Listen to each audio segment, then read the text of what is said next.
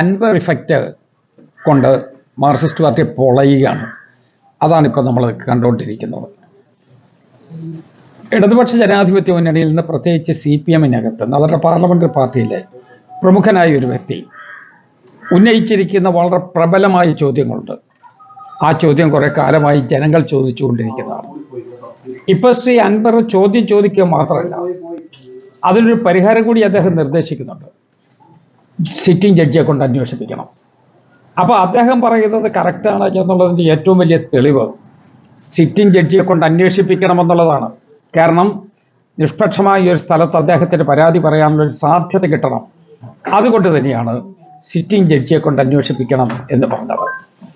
അപ്പോൾ സിറ്റിംഗ് ജഡ്ജിയെ കൊണ്ട് അന്വേഷിപ്പിക്കുന്നതിനെതിരെ ഗവൺമെൻറ് തടസ്സം നിൽക്കുന്നത്, ഗവൺമെൻറ് അതിന് അനുകൂലമായിട്ടല്ല നിൽക്കേണ്ടത്. അൻവർ പറയുന്നത് ശരിയല്ല എന്ന് CPM-ന്റെ ചില പ്രധാനപ്പെട്ട നേതാക്കന്മാർ പറഞ്ഞു. ഒട്ടുമുക്കാൽ ആളുകൾ മിണ്ടാതെ തന്നെ ഇരുന്നു. ബാക്കിയുള്ള ആളുകൾ, ചില ആളുകൾ നിർബന്ധത്തിന് വഴങ്ങിയായിരിക്കുക അവർ പറഞ്ഞു.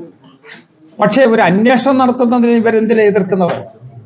അന്വേഷണം നടക്കട്ടെ, ജുഡീഷ്യൽ അന്വേഷണം നടക്കട്ടെ, സത്യം പുറത്തു വരട്ടെ, ജനങ്ങൾ അതൊക്കെ അറിയട്ടെ. അതിനുവേണ്ടിയുള്ള ഒരു സൗകര്യം സംസ്ഥാനത്തെ ഗവൺമെൻറ്റും മുഖ്യമന്ത്രിയും ഉണ്ടാക്കുമോ എന്നുള്ളതാണ് പ്രധാനപ്പെട്ട ചോദ്യം. ജുഡീഷ്യൽ അന്വേഷണം ഉണ്ടായേ മതിയാവും.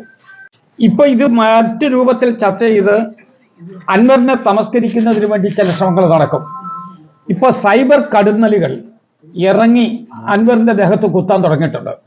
ഇനി അതൊരു വലിയ അക്രമമായി മാറും. അവസാനം സൈബർ ഗുണ്ടായിസത്തിലേക്ക് അത് നീങ്ങും.